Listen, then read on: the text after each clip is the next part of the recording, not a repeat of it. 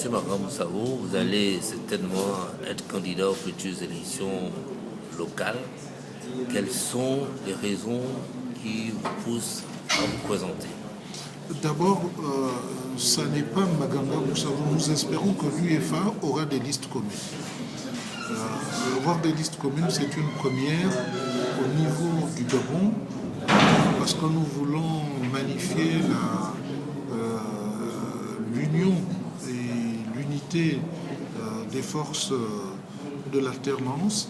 Si nous sommes unis, nous serons forts. Si nous avons des listes d'union, nous osons espérer emporter une bonne partie de l'adhésion du peuple gabonais. Et c'est ce qui me pousse à dire que dans ce combat, nous avons des chances de remporter, non pas pour soi-même, mais pour l'ensemble de l'opposition, du moins l'opposition qui se réclame de l'UEFA, de remporter des victoires. Et je n'en doute pas à ce niveau-là. Faites-vous quand même confiance au ministre, à une élection qui sera organisée par un ministre du PDG? Si l'UEFA arrive au pouvoir, les élections seront organisées par le ministre de l'Intérieur issu de l'UEFA. Ici, ce n'est pas le ministre qui nous intéresse. Ici, c'est les Gabonaises et les Gabonais qui seront là où nous devons les placer, qui auront le sens de l'abnégation pour arriver à faire en sorte qu'ils accomplissent leur mission correctement et qu'ils veillent à ce que les élections se déroulent là où ils sont, dans de bonnes conditions, afin que l'opposition ne soit pas roulée dans la farine. Si nous comptons sur le ministre de l'Intérieur, nous ne nous en sortirons pas. Et si nous attendons pour aller aux élections qu'un ministre de l'UEFA organise les élections, nous attendrons longtemps. Donc nous faisons avec les moyens de bord, mais surtout avec l'idée de compter sur les Gabonaises et les Gabonais que nous mettons partout dans les bureaux de vote pour qu'ils veillent à ce que l'élection se passe dans de bonnes conditions, surtout en faveur des listes de l'UEFA. Que diriez-vous aux jeunes qui pensent que l'opposition gabonaise est composée de vieux et qu'il faut changer la classe politique? Non, c'est une aberration. Tous ces jeunes, s'ils sont de l'opposition, participent de l'idée d'Ali Bongo, qui, une fois arrivé au pouvoir, a pensé que la vie en elle-même est une somme de relais. Moi, je suis heureux de travailler aux côtés de Jules Aristide, pour Desogoligende, et de Zachary Meboto, qui ont peut-être 75 ans, mais qui nous apportent beaucoup. Et ils nous apportent beaucoup et nous surprennent par l'énergie qu'ils ont. C'est une chance inouïe d'avoir ces gens à côté de nous. Et par conséquent, un jeune qui dirait qu'il faut mettre de côté les vieux, c'est un jeune irresponsable. Il ne sait pas, il n'a pas d'abord cette chance, il n'est pas assuré de pouvoir vieillir.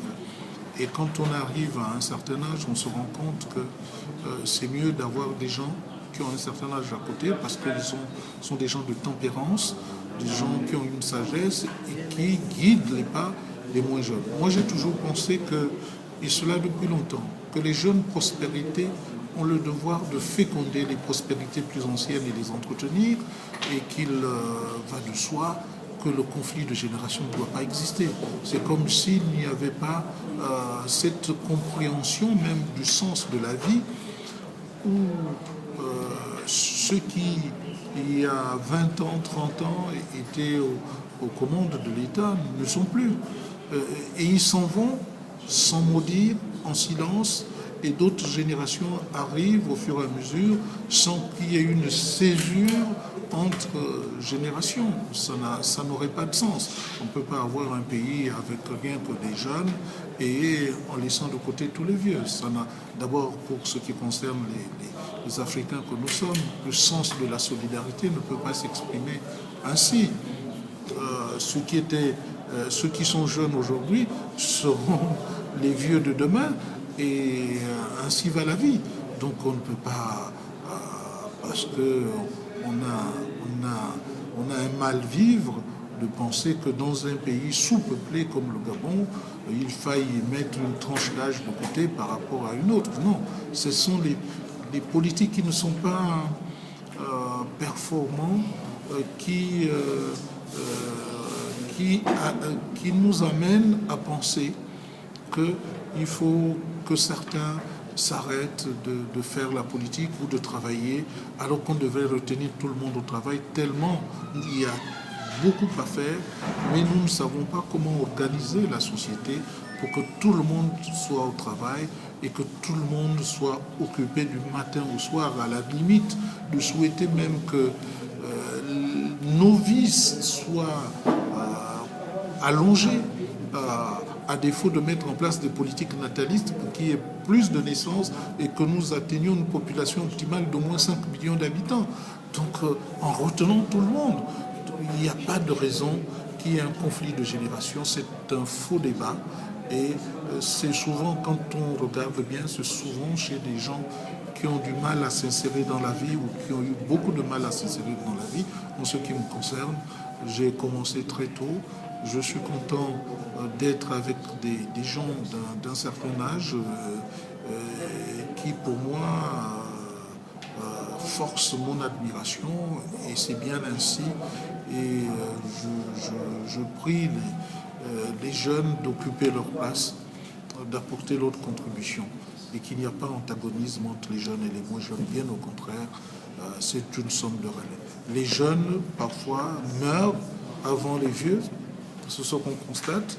Et donc, c'est Dieu qui règle la vie des uns et des autres, et ça n'est pas une raison. Quand on voit dans certains pays où des gens sollicitent les suffrages de la population à un certain âge, 67 ans, 70 ans, 75 ans, 80 ans, ça n'est pas ça qui est important.